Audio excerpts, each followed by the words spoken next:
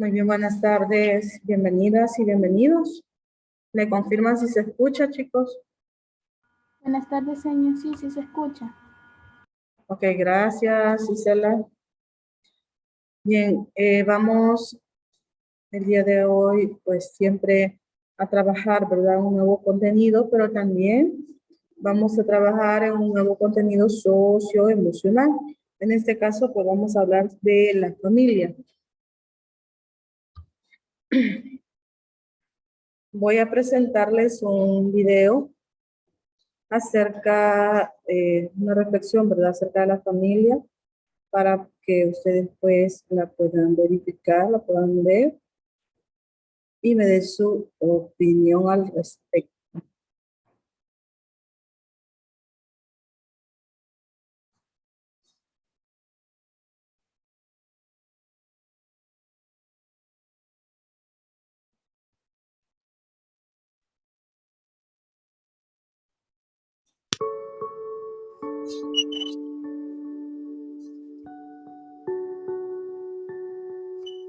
Y eso es todo.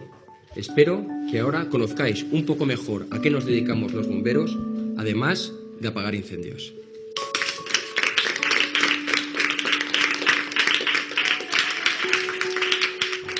Bueno, chicos, seguimos con el Día de las Profesiones. Y ahora es el turno del padre de Sergio, que nos va a contar a qué se dedica.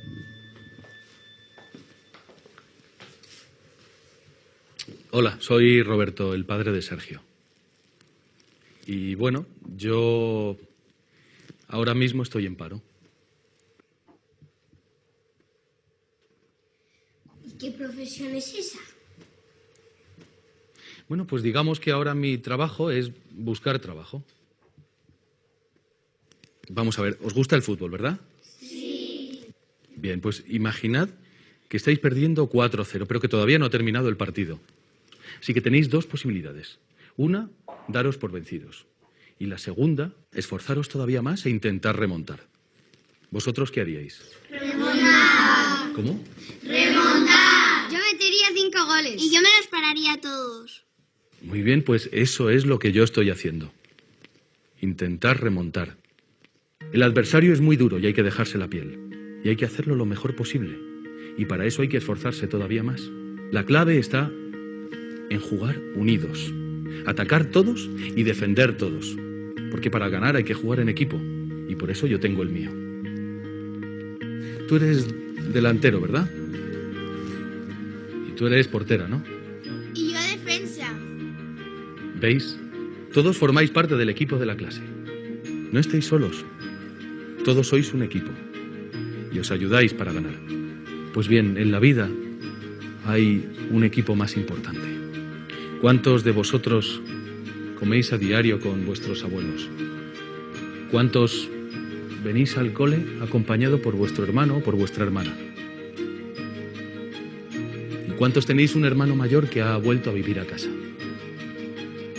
¿Cuántos de vuestros padres o madres trabajan y a la vez se ocupan de las tareas de casa?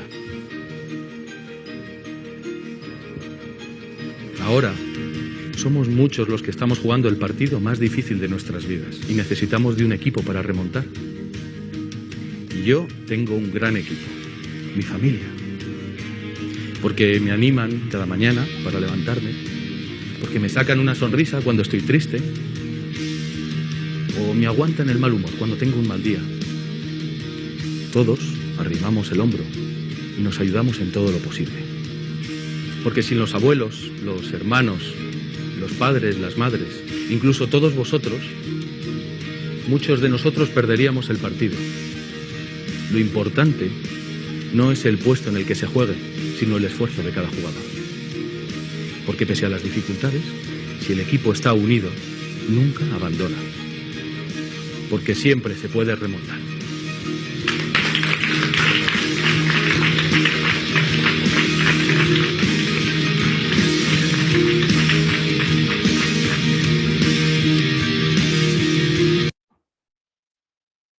Muy bien, chicos. Esa es nuestra reflexión para la clase de hoy. Vamos a ver quién me puede dar su opinión al respecto. ¿Qué le pareció?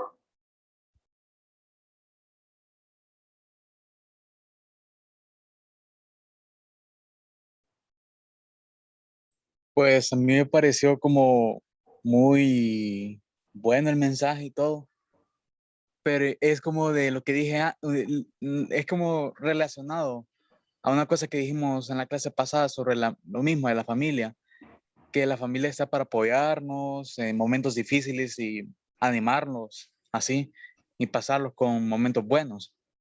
Como dice ahí que está desempleado, según entendí. Y la familia no pueden ser solo hermanos, tíos o primos, sino que también compañeros, amigos o así, por ejemplo. Muy bien, gracias Sergio, así es, ¿verdad? Pues ahí demuestra él que es una persona desempleada y que por el momento sí, ¿verdad? Claro, él puede tener una profesión, sí, pero no la está ejerciendo. Y pues lo dice ahí, ¿verdad? Que estaba en eso, ¿verdad? De buscar trabajo, esa era su profesión, buscar trabajo, ¿verdad? Pero justamente hace énfasis en eso, en el apoyo y que prácticamente que la familia es un equipo y que si todos jalamos del mismo lado, pues vamos a salir adelante, ¿verdad? Pero si hay divisiones en ese equipo, probablemente no vamos a ganar. Y lo comparaba con un equipo de fútbol, ¿verdad? Entonces, y eso le motivó a los niños y le comprendieron el mensaje. Entonces, la familia es súper, súper importante. Vamos a ver otra participación.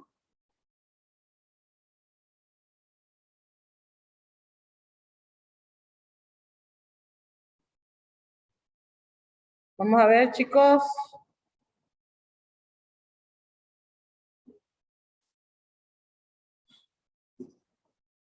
Una participación más. Pueden abrir su micrófono.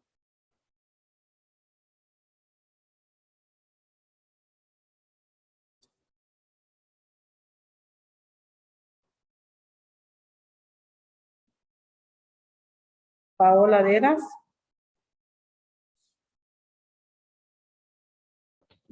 Sí, señor. En mi opinión, la familia es algo como mucho más profundo, tiene un significado más especial que, digamos, de decir que un parentesco consanguíneo, o sea, de sangre, sino que también es como, pueden ser como las personas que nos acompañan en el transcurso de la vida, son esas personas que siempre están ahí, que nos hacen como la vida más divertida, la vida mejor. Muy bien, gracias, Paola. Así es, ¿verdad? La familia, recordemos que no va a ser nada más por un lazo sanguíneo, sino que también, pues, tenemos amigos que se vuelven parte de nuestra familia, que están en las buenas y en las malas con nosotros, ¿verdad? Y nos apoyan. De igual manera, pues, son ellos los que muchas veces también nos motivan a poder emprender algo, ¿sí? Y que tal vez nosotros tenemos miedo a tomar una oportunidad, ¿verdad? Que se nos presenta. Y por lo tanto, pues sí, son nuestra familia. Muy bien, vamos a ver, César. La, la familia, como ya vivieron, está conformada con papá, mamá, tíos, abuelos, hermanos, sino que con nuestros amigos y con familia. También,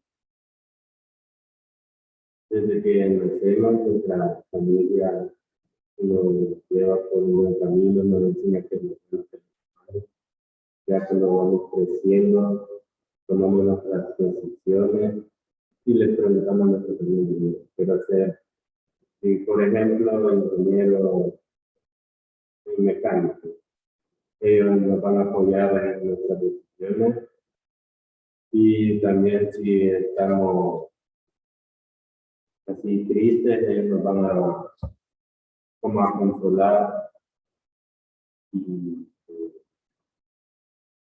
pues, Muy bien, César. César nos dice que efectivamente la familia, pues, es todo lo que nos incluye a nuestros padres, hermanos, tíos, abuelos, etcétera. Pero también están aquellos amigos que de alguna u otra manera nos apoyan en las buenas y en las malas, ¿verdad? Entonces, es muy cierto que cada uno de nosotros tenemos un compromiso, ¿verdad? Un compromiso con las personas que nos apoyan también, porque de no defraudarlos, ¿verdad?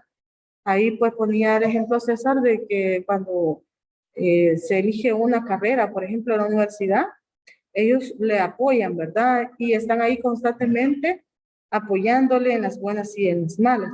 Y efectivamente así es. No vamos a estar siempre con, como decimos, de fiesta, ¿verdad? O con momentos solamente divertidos, sino que vamos a pasar por momentos tal vez difíciles, tristes, pero con el apoyo de la familia se hace un poco más llevadero. Así es que les animo, chicos, a siempre compartir con su familia pequeños momentos, pequeños ratos que les llene, ¿verdad? Ese espacio, ese tiempo, compartir un café, un pedacito de pan, una galleta, un dulce, pero que sean esos cortos momentos los que perduren y que nos ayuden, ¿verdad? A convivir, a platicar, a chistar, etcétera. Bien, vamos a continuar nuestro tema de hoy.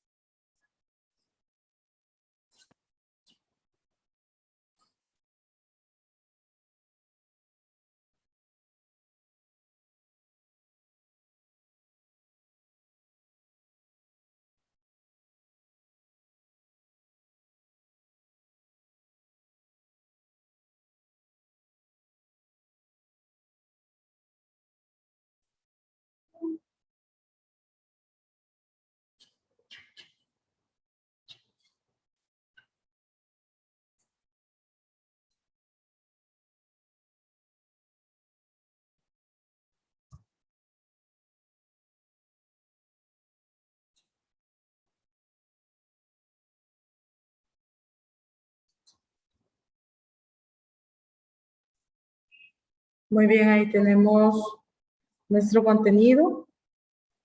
Principales países aliados a Estados Unidos en Europa y el resto del mundo durante la Guerra Fría.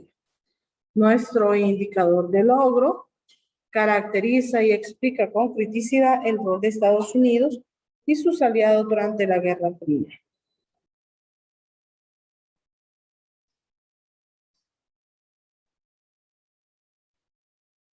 Ahí está el mensajito, ¿verdad? De la familia. No hay familia perfecta, todas discutimos y peleamos. En ocasiones incluso dejamos de hablarnos, pero al final la familia es la familia y el amor siempre estará ahí.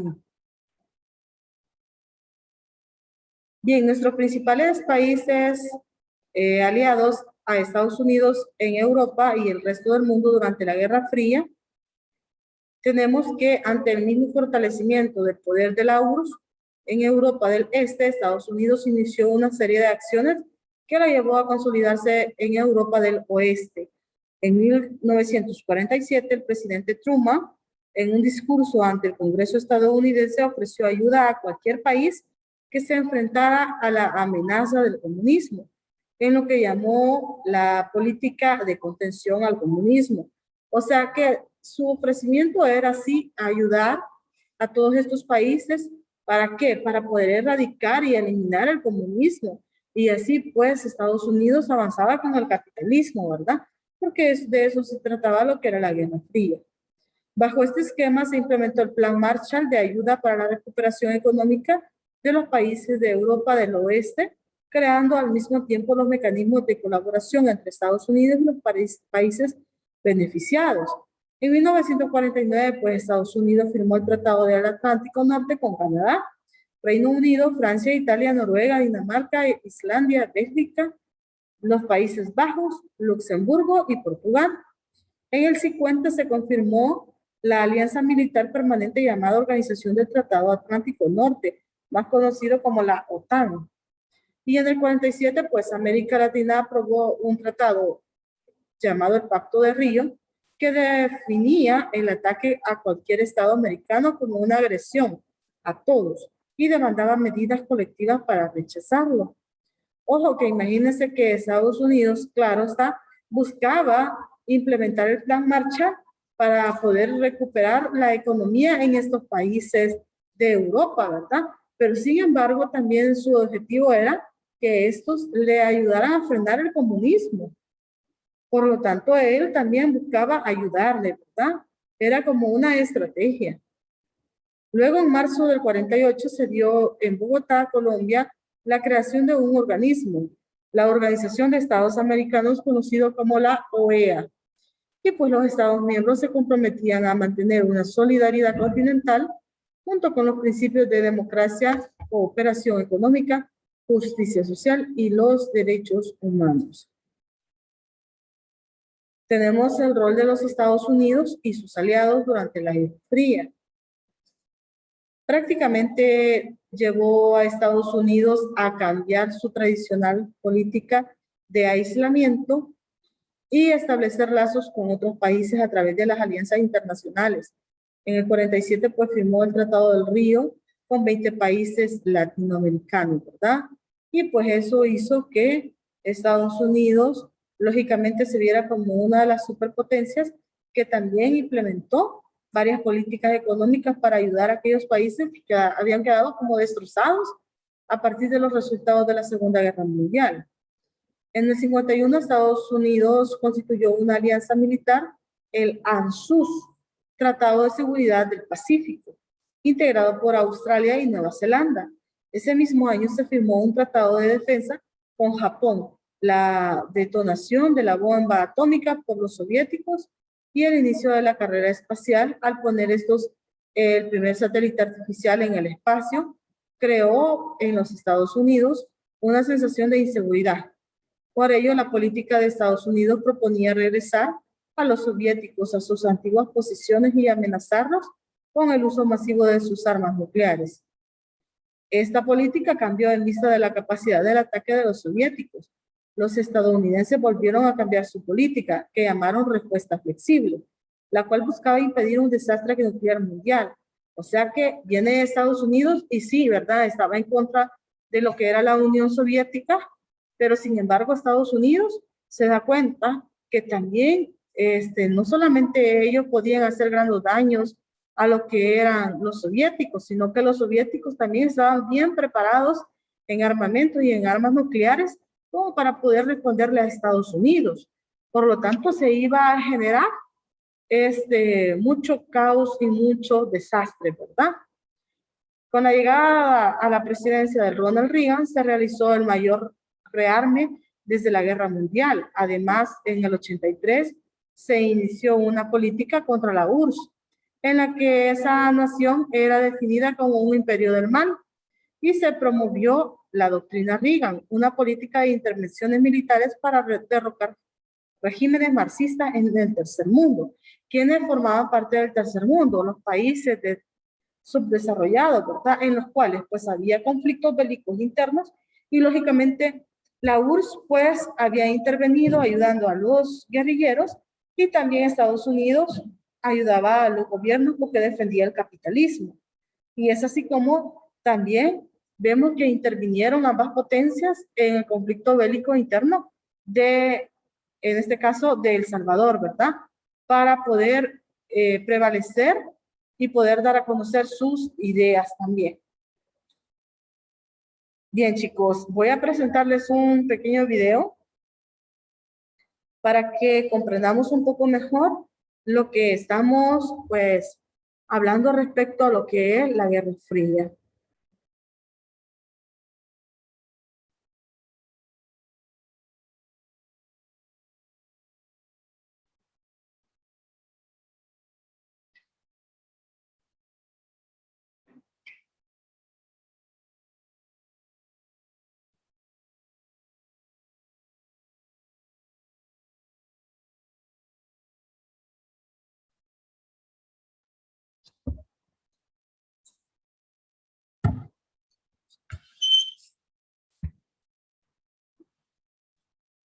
Bien, prestamos atención, ya que con esto pues vamos a consolidar lo que estamos hablando del tema, ¿verdad? La Guerra Fría fue un enfrentamiento iniciado al finalizar la Segunda Guerra Mundial en 1945. El fin de la guerra supuso el fin de la hegemonía de Europa.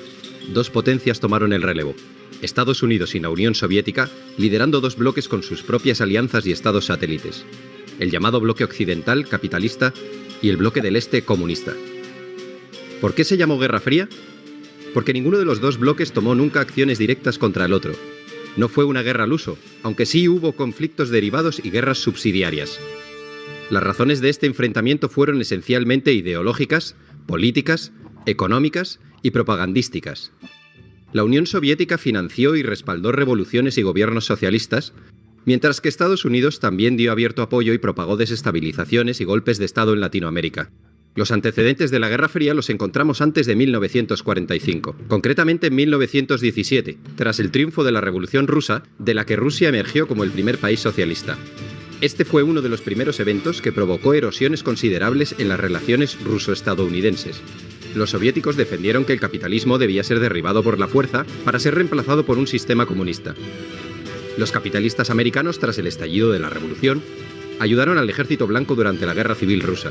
Finalmente, las tropas del Ejército Rojo lideradas por Trotsky se hicieron con la victoria. Pero avancemos de nuevo a 1945, tras el fin de la Segunda Guerra Mundial. Conviene recordar que la Unión Soviética y Estados Unidos habían sido aliados para frenar los planes de Hitler. Antes de que acabase la guerra, se reunieron en Yalta. Joseph Stalin, Winston Churchill y Franklin Delano Roosevelt como jefes de gobierno de la URSS, del Reino Unido y de Estados Unidos respectivamente. La conferencia de Yalta tuvo su continuación con la conferencia de Potsdam, ya con Alemania totalmente rendida y Hitler muerto. Estas conferencias supusieron la división de Alemania en 4 zonas, una parte para cada país y otra para Francia. También se trataron asuntos sobre el desarme, desmilitarización, devolución de territorios anexionados por Alemania, la persecución de los militares de guerra nazis y la creación de las Naciones Unidas. Los soviéticos, tras la guerra, habían ocupado de facto las zonas de la Europa del Este que habían defendido y liberado. Para frenar esta expansión soviética, Estados Unidos ayudó con el Plan Marshall a salir de sus ruinas a Europa occidental y a la zona occidental de Alemania. Con el Plan Marshall, los estadounidenses dieron enormes ayudas económicas a Europa. El plan estuvo operativo durante 4 años desde 1948. Los objetivos de Estados Unidos eran reconstruir aquellas zonas destruidas por la guerra, eliminar barreras al comercio, modernizar la industria europea y hacer próspero de nuevo al continente. Todos estos objetivos estaban destinados a evitar la propagación del comunismo, que tenía una gran y creciente influencia en la Europa de posguerra. Los detractores del Plan Marshall argumentaron que este era una muestra de imperialismo económico estadounidense. Los Estados Unidos promovieron la fundación de la OTAN, Organización del Tratado del Atlántico Norte, una alianza militar intergubernamental sellada en 1949.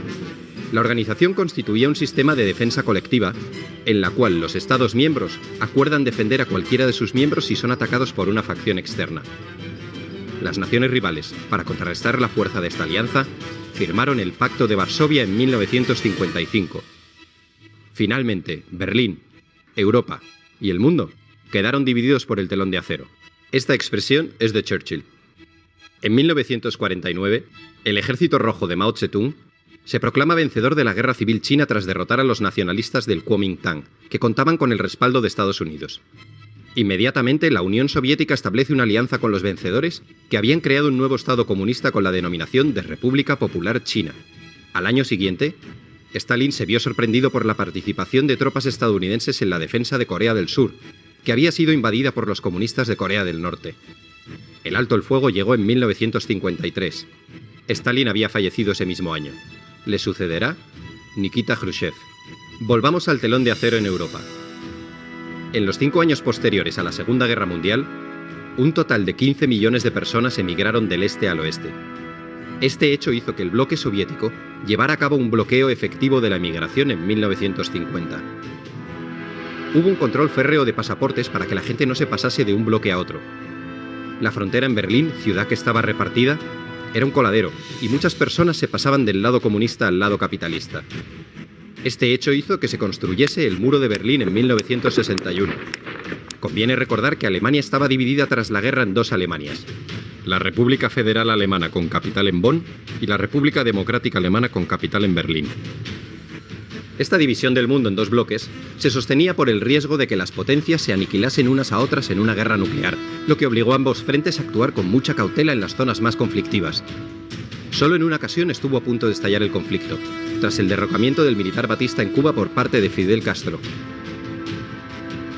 Estados Unidos trató de realizar una invasión de Cuba que fracasó. En 1962 ocurrió la llamada crisis de los misiles, cuando el presidente Kennedy castigó con un bloqueo a Cuba por el asunto de los barcos soviéticos cargados con misiles y dirigidos contra Estados Unidos. En el último momento, Khrushchev, jefe del partido y del gobierno soviético, cedió y los barcos cambiaron de rumbo.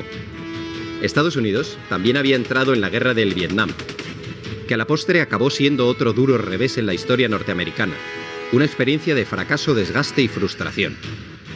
Este conflicto enfrentó a los Estados Unidos y el gobierno de Vietnam del Sur por un lado, contra Vietnam del Norte y las guerrillas comunistas que actuaban en Vietnam del Sur por otro. La guerra terminó extendiéndose también a Laos y Camboya. La Guerra Fría también fue espionaje, inspección recíproca, conferencias, crisis y soluciones diplomáticas.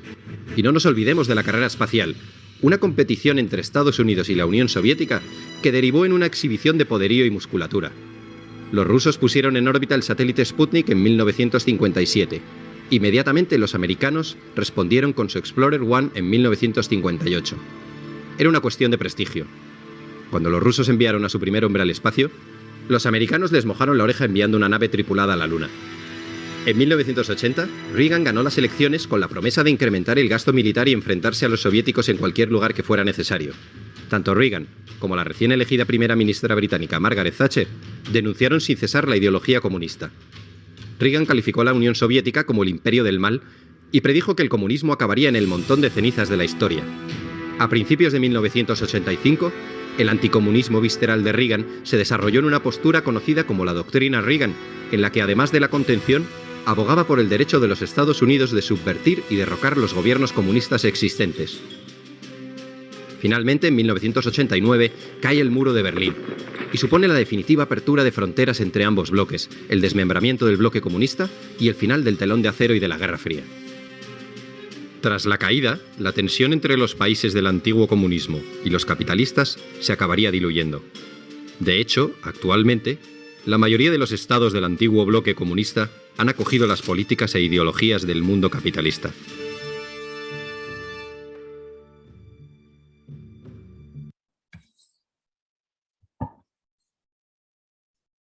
Muy bien, chicos, ahí teníamos, pues, en pocas palabras, lo que habíamos estado hablando acerca de las políticas económicas implementadas, de la acción que toma la URSS, ¿verdad?, con Estados Unidos, y pues también de unas que otras situaciones o fechas que habíamos mencionado, ¿verdad?, y representantes también. No sé si tienen alguna duda, chicos, respecto a eso.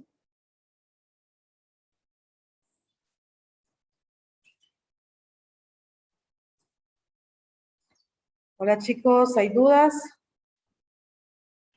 No, señor, no hay. Muy bien, gracias.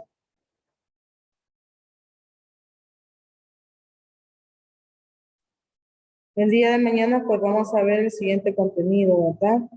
Creo que jueves tenemos clase, ¿verdad? También. No, mañana tenemos 2 horas. El jueves. Mañana 1. Muy bien, entonces, chicos.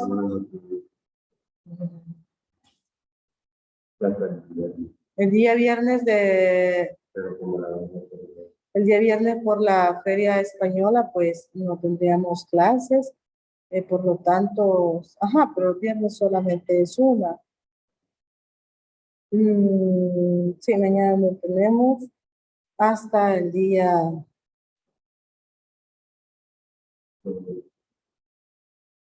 Hasta el día jueves que tenemos 2 horas. Entonces el día jueves vamos a ver el otro contenido y pues vamos a tener 1 hora para poder repasar, ¿verdad? Así que vayan viendo ustedes, vayan estudiando para que si tienen alguna duda también pues me preguntan, ¿verdad?